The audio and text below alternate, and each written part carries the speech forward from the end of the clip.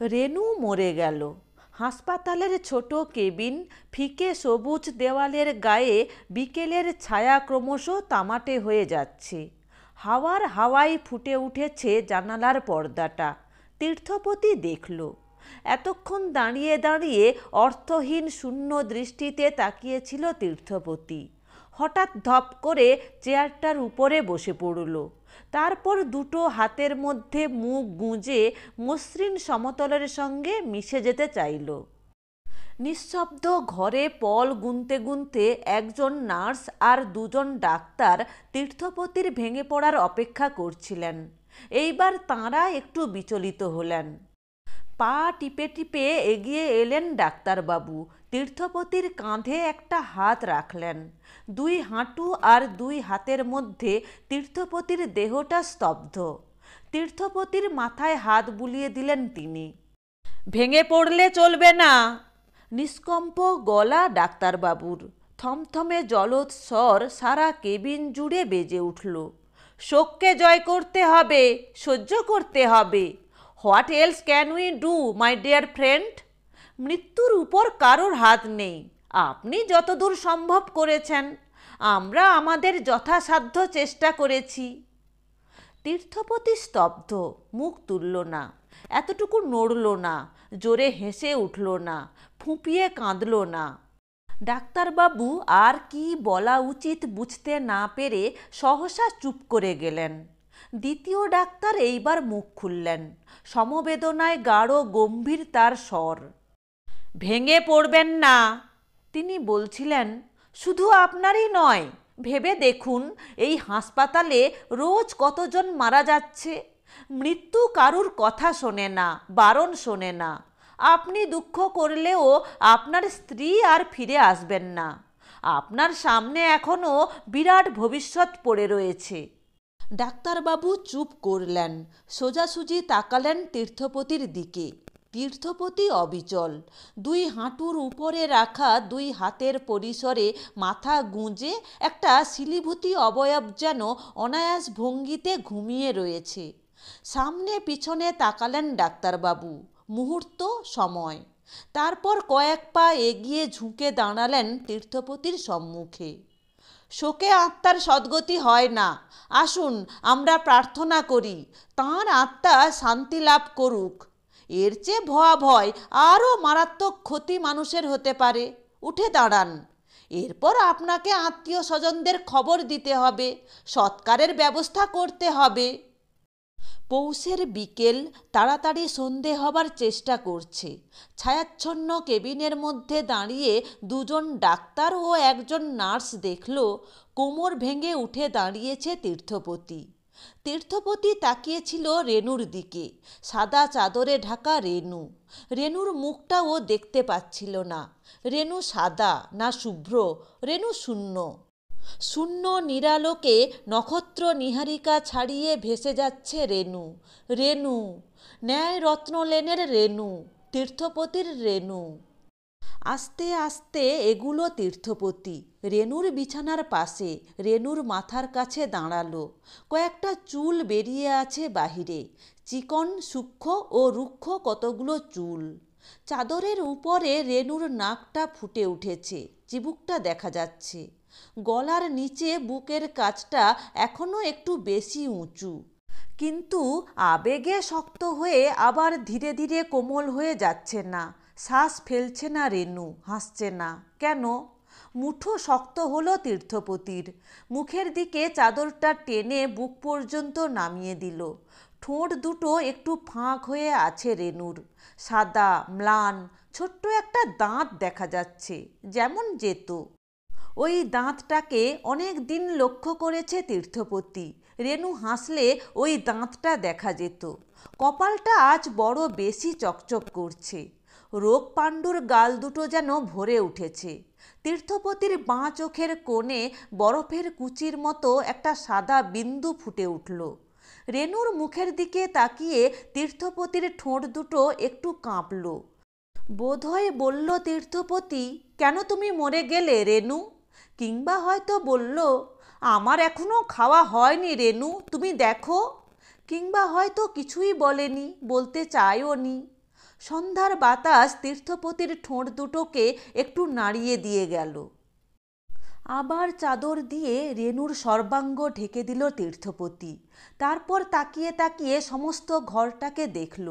মিটসেপের উপর ওষুধের শিশিগুলোর পাশে দুটো বেদানা, 4টে কমলালেবু আর একটা ন্যাসপাতি সাজানো ছিল। একটা মাছি উঠছিল। মাছিটার সঙ্গে ঘুরে ঘুরে তীর্থপতির চোখ সেগুলো পাহারা দিতে লাগলো। ওগুলো আপনি নিয়ে যান, আর তো দরকার নেই, ডাক্তারদের একজন বললেন। তীর্থপতি প্রথমে কিছু বুঝতে না পেরে তাঁর দিকে তাকালো। কি ভেবে ডাক্তারবাবু হঠাৎ চুপ করে গেলেন। তীর্থপতি দেখল নার্সটা গোড়ালি ঘষছে। বোকার মতন হাসল তীর্থপতি। ডাক্তারবাবু সাহস পেলেন, শান্ত গলায় বললেন, আপনাকে এইবার সৎকারের ব্যবস্থা করতে হবে। এসব কাজ তাড়াতাড়ি করাই ভালো। তাড়াতাড়ি করাই ভালো, বিড়বিড় করে উচ্চারণ করল তীর্থপতি, যেন এই মানুষগুলোর কথা ও ঠিক বুঝতে পারছে না, বারবার খেই হারিয়ে ফেলছে। অন্য জগতের কতকগুলো মানুষ যেন তাকে একা পেয়ে বোকা বানাতে চাইছে। আরও কিছুক্ষণ সেইভাবে দাঁড়িয়ে থেকে পা পা করে দরজার দিকে এগিয়ে গেল তীর্থপতি। শীতকালের বিকেল, তাড়াতাড়ি কম্বল জড়িয়েছে। আকাশটা কেমন ভুসি মাখা, ছায়া ছায়া। ছোটবেলায় এই রকম বিকেলগুলোকে দেখলে তার মার কথা মনে পড়ত, অথচ মাকেও কোনোদিন দেখেনি। তীর্থপতির মনে পড়ল আজ রবিবার। গত রবিবারে ন্যায়রত্ন লেনের ঘরে বসে রেনুর সঙ্গে মার গল্প করেছে তীর্থপতি।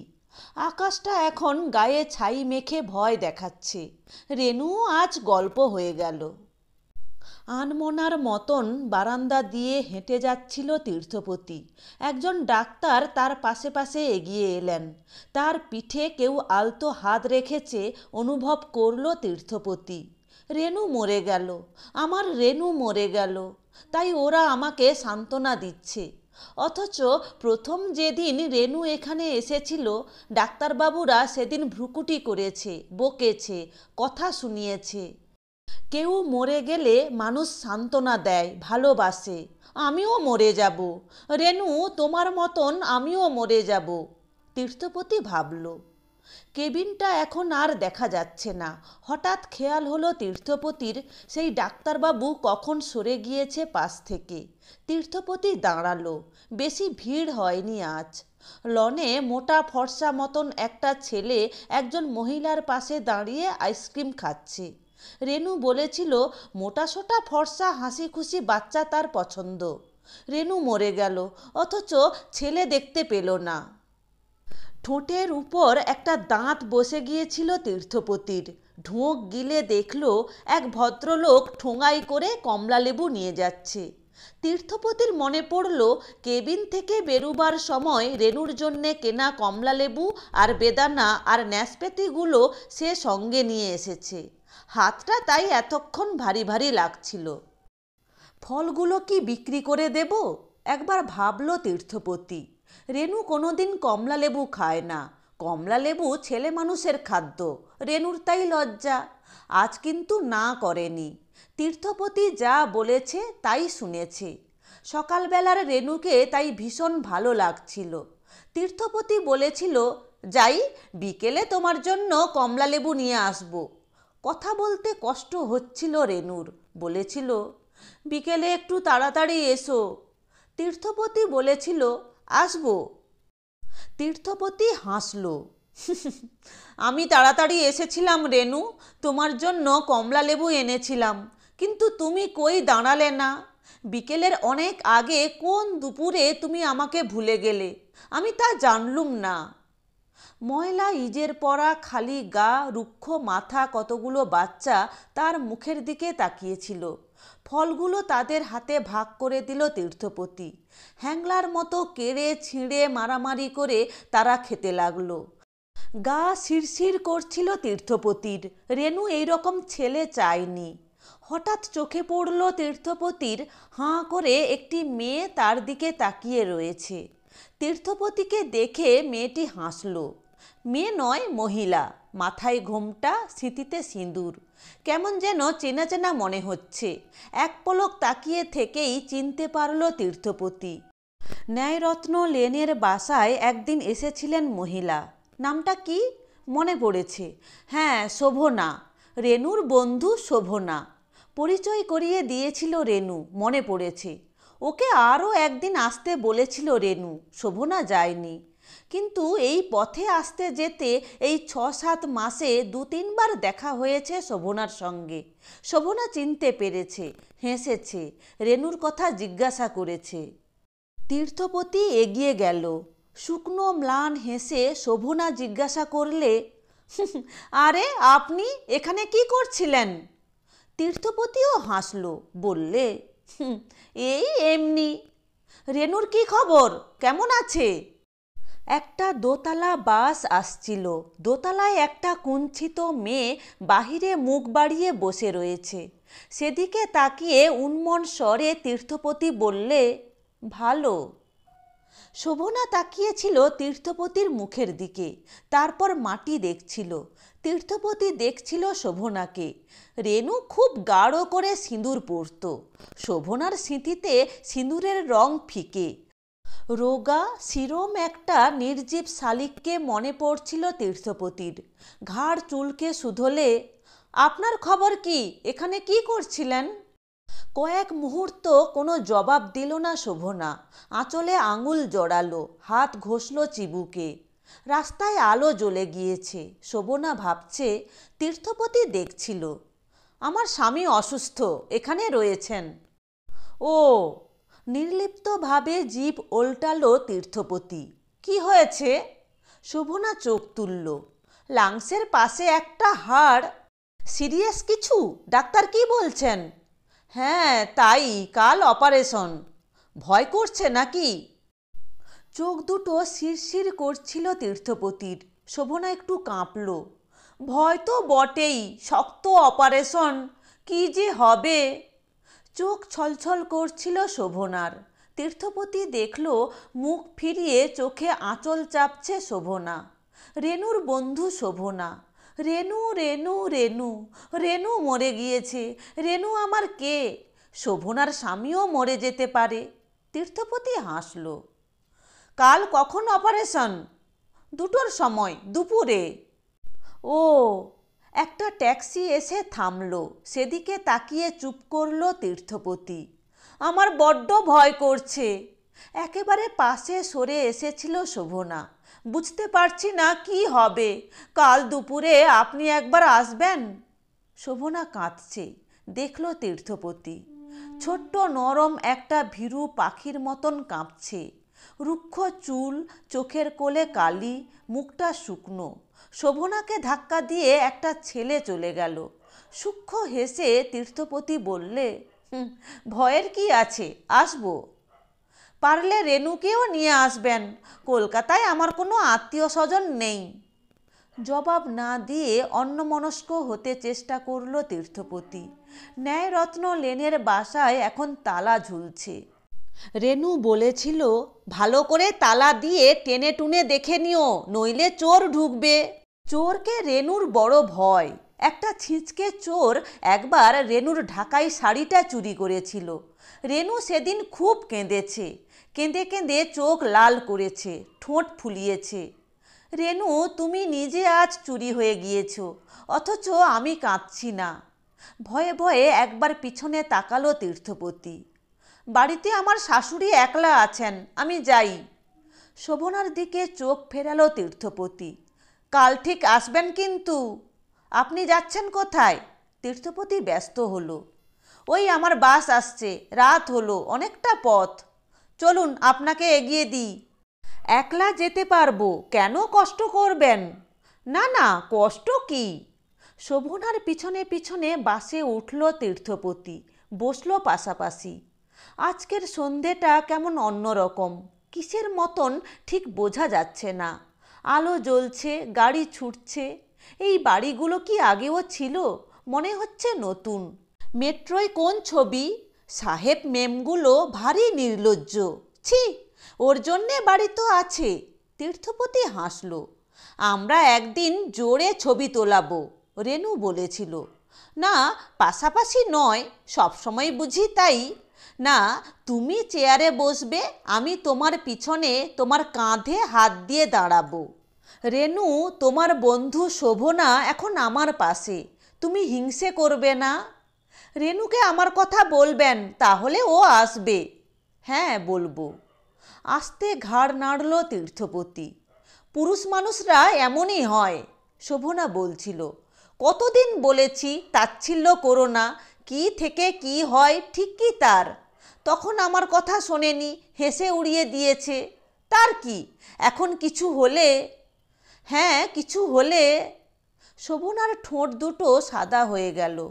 একটু নড়ে বসল তীর্থপতি, তারপর বললে, জন্ম মৃত্যুর কথা কে বলতে পারে? দেখুন, মৃত্যুর উপর কারুর হাত নেই। কি বলছেন আপনি? ঠোঁট কামড়ে ধরল শোভনা। তীর্থপতির হাতের উপর একটা উষ্ণ অনুভূতি তরল হয়ে গেল। মুখ নিচু করে চোখ মুছল শোভনা। এইবার আমি নামবো? ও হ্যাঁ, চলুন। তীর্থপতি উঠে দাঁড়ালো। পরপর বাস থেকে নামলো দুজনে। চুপচাপ হাঁটছিল তীর্থপতি। একটু এগিয়ে বাঁ দিকে একটা গলিতে ঢুকে শোভনা বললে, ওই আমাদের বাড়ি, আসবেন? আসুন না। না, থাক। থমকে দাঁড়ালো তীর্থপতি। নির্জন গলিতে দাঁড়িয়ে তীর্থপতি যেন ভয় পেয়েছে। শোভনা কিছু বুঝতে পারছিল না। বোকার মতন একটু হেসে হঠাৎ পিছন ঘুরে হনন করে হাঁটতে শুরু করলো তীর্থপতি। বাহিরে লনে এই দুপুরে একটা ছোট ধুলোর ঝড় উঠল। চেয়ারে বসে একজন প্রৌঢ়া রোদ পোয়াচ্ছে। উড়ে উড়ে ঝগড়া করছে দুটো কাক। তীর্থপতি দেখছিল। 1.5 ঘন্টা হয়ে গেল শোভনার স্বামীকে অপারেশন রুমে নিয়ে যাওয়া হয়েছে। হ্যাঁ, 1.5 ঘন্টা, কিছু বেশিও হতে পারে। ততক্ষণে রোদ্দুর পড়ে এসেছে। গাছের অনেকগুলো পাতা ঝরেছে। বিকেল হয়ে এলো। এই সারাটা সময় একটা অস্বস্তিকর বিষণ্ণ যন্ত্রণার মধ্যে কেটেছে। তীর্থপতি হাসছিল, শোভনা কাঁদছে। তীর্থপতির হাসিটা দেখতে পাচ্ছে না শোভনা। মেয়েরা অমন কাঁদে। শোভনার দু চোখে জবা ফুলের রং ধরছিল। তীর্থপতি ওকে সান্ত্বনা দিচ্ছিল। ওর স্বামী হয়তো মারা যাবে, হয়তো কেন, নিশ্চয়। তীর্থপতি জানে আর একটু পরেই ডাক্তারবাবুরা মুখ শুকিয়ে বেরিয়ে আসবেন, তারপর ঘাড় নাড়বেন। না, বাঁচবে না শোভনার স্বামী। কিন্তু মৃত্যুতেই সব শেষ হয় না। শোভনা কিন্তু বুঝছে না, ও কাঁদছে। মৃদু মৃদু হাসছিল তীর্থপতি। এইভাবে আরও কিছুক্ষণ কেটে গেল। তীর্থপতি চাইছিল এই সময়টাকে হাতের মুঠোয় ধরে রাখে। কয়েক মুহূর্ত পরে অ্যাপ্রন গায়ে রুমালে কপাল মুছতে মুছতে একজন ডাক্তার বেরিয়ে এলেন। তীর্থপতি জানত উনি মৃত্যুর খবর দেবেন, কিন্তু উনি হাসলেন। হেসে হাত রাখলেন শোভনার পিঠে। সাকসেসফুল, আর ভয় নেই, আসুন এইবার। শোভনাকে তার স্বামীর কাছে নিয়ে যেতে চাইলেন ডাক্তারবাবু। শোভনা কাঁদছিল, শোভনা হাসছিল। হাসতে হাসতে কান্না ভরা চোখে ও তীর্থপতিকে তার সঙ্গী হবার জন্য ডাকল। বিবর্ণ মুখে হাসল তীর্থপতি। আগে আগে ডাক্তারবাবু, পিছনে শোভনা। ওরা অদৃশ্য হয়ে গেল। পায়ে পায়ে পিছিয়ে এলো তীর্থপতি। গেটের বাহিরে ফলওয়ালারা বসেছিল। রোগীর লোকেরা কমলালেবু, আঙ্গুর, বেদানা কিনছে। তাকিয়ে তাকিয়ে দেখছিল তীর্থপতি। অনেকক্ষণ দেখল। তারপর একটা নাশপাতি কিনে আনমনা কামড় বসালো।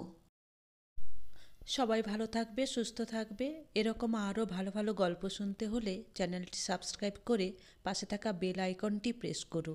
ভালো লাগলে লাইক, কমেন্ট এবং শেয়ার করো।